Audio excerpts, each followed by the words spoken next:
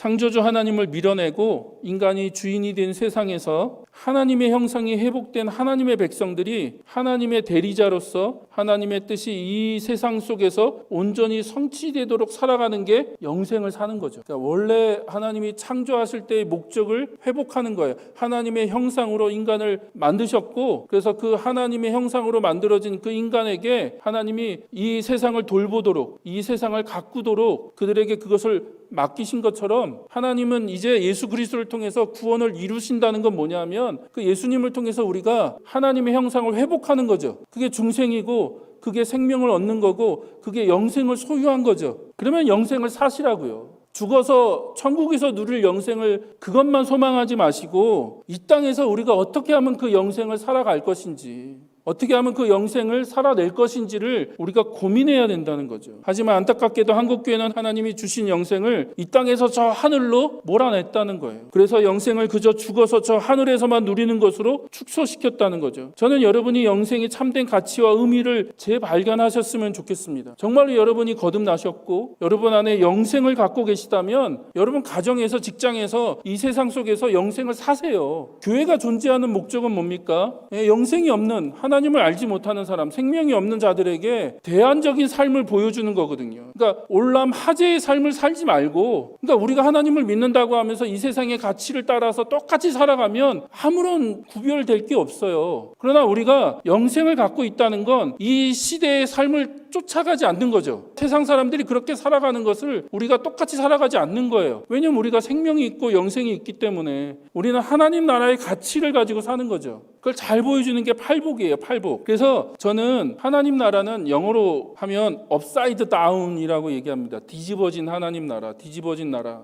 그래서 팔복이 딱 그걸 얘기하는 거거든요. 가난한 자가 복이 있다. 가난한 자가 왜 복이 있습니까? 그러니까 이 올람 하재의 가치로 보면 가난한 자는 복이 아니에요. 그런데 예수님은 가난한 자가 복이 있다라고 얘기하세요. 애통하는 자가 복이 있다. 슬퍼하는 게 무슨 복입니까? 이 세상에서 슬퍼하는 건 전혀 복이 아니에요. 그러나 우리가 올람 하바의 삶을 사는 거죠. 하나님 나라의 삶을 살기 때문에 이 세상 속에서 가난한 자가 복이 있고 애통하는 자가 복이 있고 의에 줄이고 목마른 자가 복이 있는 거죠. 의에 줄이고 목마른 게 뭐가 복입니까? 세상의 가치로는 아무런 복이 아니거든요. 또 팔복이 제일 마지막이 뭐예요? 의를 위해서 박해를 받는 자가 복이 있다. 하나님 나라를 위해서 살다가 이 세상에서 박해를 받는 것이 복이 된다고 예수님 얘기하시는 거예요. 그리고 그런 삶을 사는 게 빛과 소금이죠. 팔복 다음에 바로 빛과 소금, 소금과 빛에 대해서 얘기하시잖아요. 그러니까 착하게 살라고 얘기하시는 게 아니라 거기서 말하는 빛, 거기서 말하는 소금은 팔복의 삶을 사는 거거든요. 하나님 나라의 가치를 사는 거예요. 그러면 반드시 핍박을 받게 돼 있어요. 그러나 한 가지 분명한 차이점은요, 매력이 있어요. 왜요? 대안적인 삶을 살기 때문에, 다른 삶을 살기 때문에. 너와 나의 삶이 다른 거죠. 너희들은 세상의 가치를 따라 살고 나는 하나님 나라의 가치를 살아.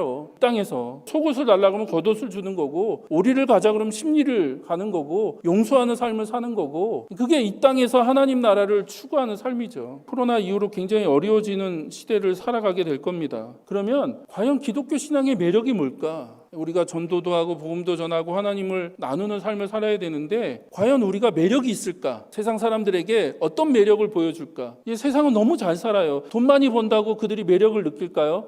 성공했다고 매력을 느낄까요? 우리보다 더 잘 살고 더 승진하고 더 멋지게 사는 사람들 많아요. 그걸로는 더 이상 매력이 되지 않는다는 거죠. 초대교회가 로마를 정복할 수 있었던 가장 큰 이유는요, 다른 삶을 산 거예요. 대안적인 삶. 그리스도인들이 경건한 삶을 살고 그 타락한 그 로마 사회에서 하나님 나라의 삶을 살았기 때문에 로마인들이 보기에 굉장히 다른 삶을 사는 거죠. 저는 오늘날 우리에게 필요한 것이 있다면 그런 하나님 나라의 삶을 살아가는 거라고 생각합니다. 여기 계신 여러분이 그런 매력적인 올람 하바의 삶을 살아가시기를 주의 이름으로 축복합니다.